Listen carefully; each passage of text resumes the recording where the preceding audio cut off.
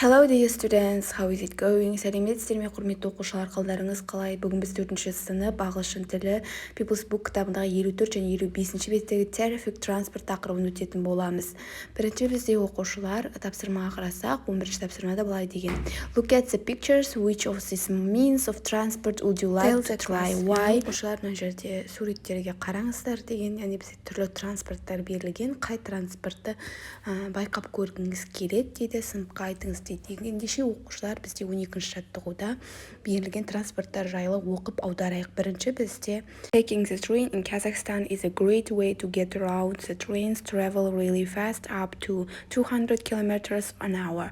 You can even have a bed to sleep in. You can meet a lot of interesting people along the way. So make sure you take a lot of tasty snacks with you to share with your new friends. Оқушылар бұл жерде Қазақстандағы, яғни пойыз айтып тұр, бұл жерде айтып тұр.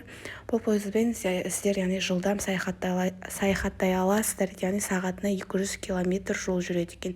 Сонымен қатар сонда ұйықтай аласыз, және де көптеген қызықты адамдарды көресіз жол бойы, және өзіңізбен бірге тәтті тіске басарлар алып, және де оны достарыңызбен бөлісе аласыздар дейді. Енді келесі бізде husky sleds are very important in Alaska. Яғни husky шаналары Аляскада өте танымал дейді. For some people they are the only means of transport they have. Кейбір адамдар үшін ол жалғыз тек қана бір ғана транспорт түрі дейді. They can travel over snow quickly and easily. Олар, яғни қардың үстінде шаңғымен жылдам және де оңай жүреді дейді. A ride on a husky sled is an experience you can never forget.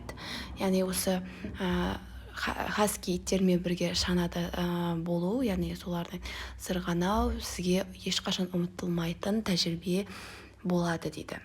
Келесі транспорт, cable cars are a way of life in Rio de Janeiro, Brazil. Аспалы көлік жайлы айтып тұр. Аспалы көліктер Рио де Жанейрода, яғни Бразилиядағы бір салты дейді. They carry 12,000 people a day from the hilltops down to the city.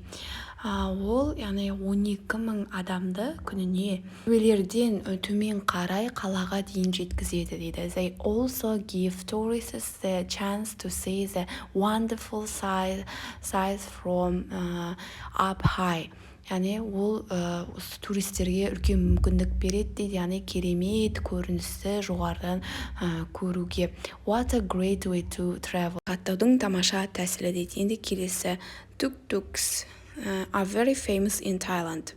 Tuk-tuks Таиландта өте танымал дейді. These three-wheeled taxis are a great way to get around the busy cities. You can get some fresh air to look no windows. Бұл үш аяқты такси түрі, яғни керемет нәрсе дейді, яғни қаланы осы busy, яғни бос емес, әрдайым қайнап тұратын қаланы, жұмыс көп болып тұратын қалада осы кішкентай ғана транспортпен жүру, яғни керемет нәрсе дейді. Сен яғни таза ауада боласың, және де терезелер жоқ дейді. Ендеше оқушылар жаттығу орындайық. Exercise number 13, read and correct the mistakes. Оқушылар оқып, яғни қателерді дұрыстайық. Екінші сөйлеміне бастайық. You can find husky sleds in Thailand. Таиландта емес еді ғой, яғни husky sledstер ол бізде Аляскада деп жазамыз. Үшінші, husky sleds can travel over water. Waterның орнына snow деп жазамыз. Төртінші, cable cars in Brazil carry 120 people every day. Бұл жерге 12,000 деп жазамыз, яғни 12,000 адамды тасымалдайтын еді. Бесінші, tuk-tuks are four-wheeled taxis. Four емес, three-wheeled taxis. Алтыншы, tuk-tuks haven't got any wheels. Бұл жерге wheels емес, windows деп жазамыз, яғни оның терезелері жоқ. Келесі 14-ші жаттығу, find information about and write about another unusual means of transport деген. Бұл жерде оқушылар сіздерге яғни project work, бұл жерде оқушылар сіздер бір яғни транспортты аласыздар. Ол транспорт яғни ерекше болу қажет. Осы біз өткен жаңағы 4 транспорт сияқты сол жайлы түрлі информациялар тауып оны сыныбыңызға көрсетесіз. Бұл жерде яғни әркім өзі жеке орындайды, бір транспортты аласыздар, ерекше сол жайлы информация тауып айтасыздар. Exercise number 15. Complete the sentence with the words below. Оқушылар бізде берілген сөздермен мына сөйлемдерді толықтырып жазуымыз қажет. Мысалы, біріншісіне home сөзін қойған, үй сөзін. Екінші сөйлемді оқиық. When did you get from Almaty last night?